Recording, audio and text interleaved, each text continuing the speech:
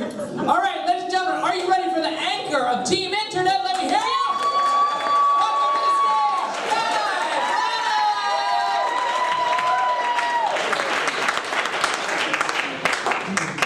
stage, Oh no, that's backwards. This debate asks the question, which is better, the internet or real life? Before we can begin, we must define our terms. The internet is a system of tubes that was invented by Al Gore in 1994 to help the Defense Department to share information about scientific discoveries and allow Midwestern moms to locate hard-to-find Beanie Babies. Real Life is a 1979 Albert Brooks film parodying the then nascent genre of reality television. Roger Ebert called Real Life a shameless exercise in self-indulgence and gave the film 1 out of 4 stars. These are facts I learned while I myself was using the internet this afternoon, as I haphazardly put this presentation together in about an hour and a half. If I had attempted to learn these things in real life, it would have taken me 17 weeks of exhaustive research. The information I gathered would have been out of date, and it's entirely possible I would have mangled one of my hands in a microfiche reader malfunction. Meanwhile, the entirety of Real Life is available for live streaming on the internet, as is Dan in Real Life, and 17 seasons of MTV's The Real World.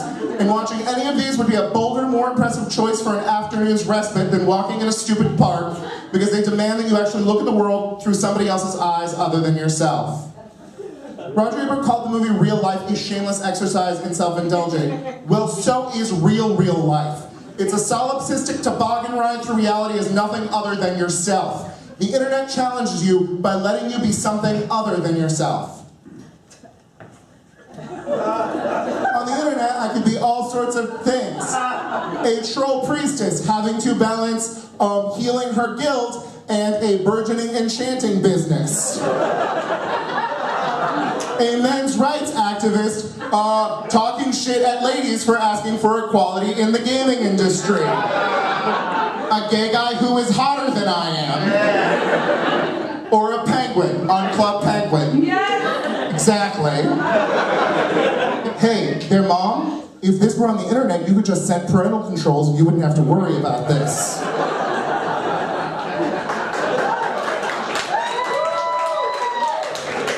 And in each of these roles, I learned things that I would never learn myself. Like I, in real life, can never get hot guys to give me their naked photos. But that guy totally can. So you're probably saying, but God, the internet is frivolous, stupid waste of time. No, you are stupid and frivolous, and you've chosen to waste your time there.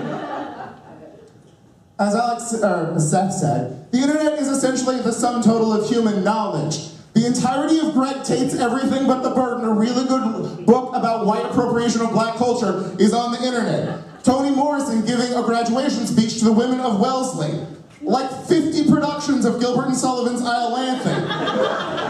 And if you motherfuckers have, I'm sorry, if you people have not used the internet to read Martin Ginsburg explaining how the simple tax case of Moritz v. Commissioner set his wife Ruth on the road to being the greatest appellate advocate in the history of gender rights in this country, then you're wasting your goddamn time on Farmville.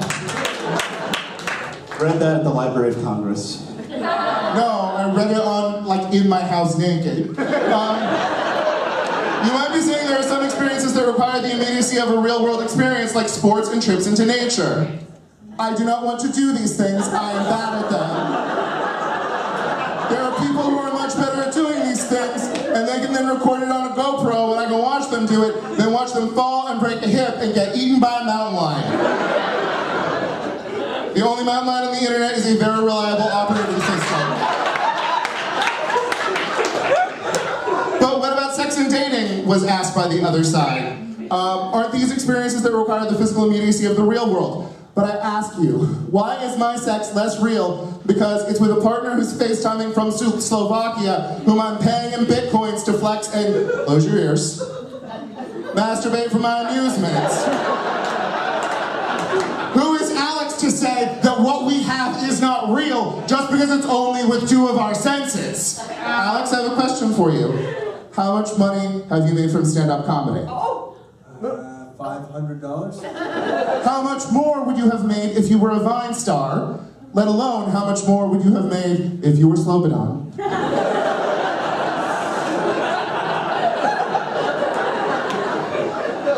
Okay, you don't believe me? Let's say I go to a regular corner bar to find a sexual partner. I go there. Everyone is straight. What the men are looking for, I am not. The number of people for me to have sex with, non-existent. Or I could use the internet to find a gay bar. And at that gay bar, I would still, they would be looking for similar things, but more targeted towards me. And there would be some straight girls who were just looking for someone to talk to about the fact that their breasts are different sizes, which is a positive experience for both of us, but not really what I was looking for. Still a very low number of people for me to have sex with. Or I could just go find someone on the internet where there are a number of websites specifically dedicated to people finding the unique boutique product that I am.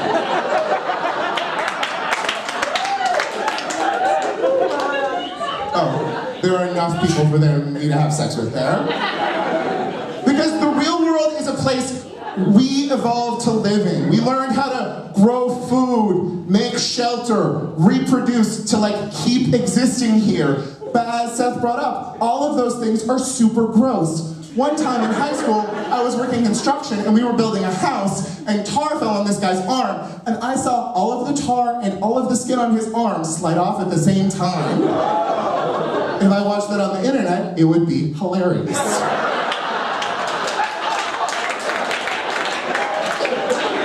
The internet is a place that we build for ourselves. It is a mighty palace of culture. It is a tool.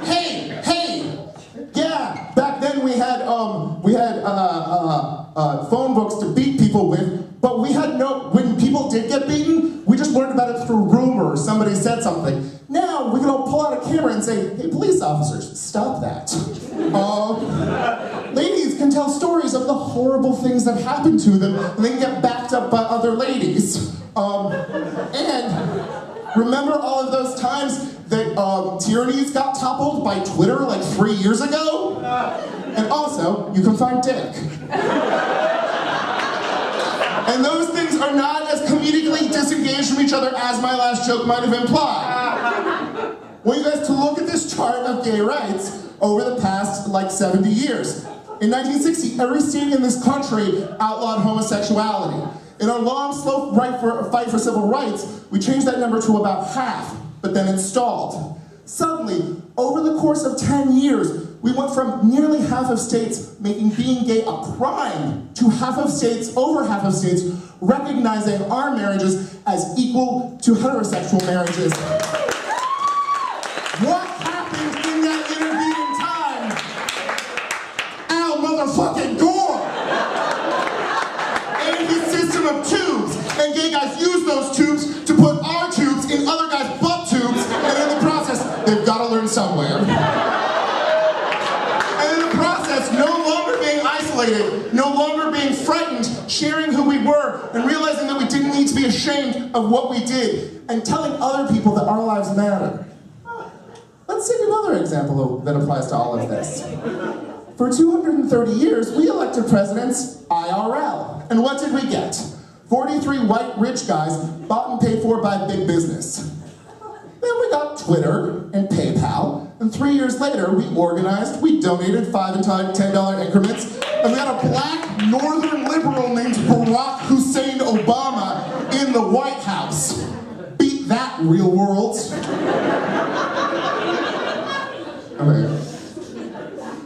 Okay. This is not the slide that I want. The slide that I want is a Wikipedia category page for sui jure peeresses. It's ladies who got to be nobles in Britain in their own right.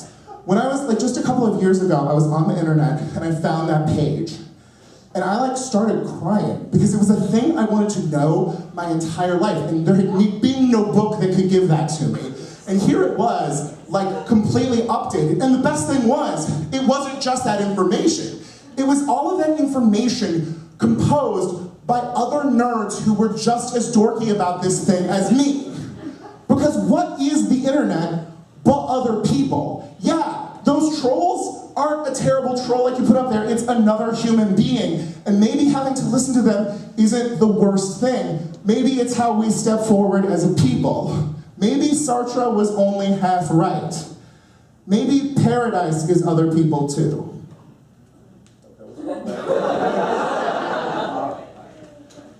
Yeah, that's stuff I got from the internet. Thank you very much, I'm Branum.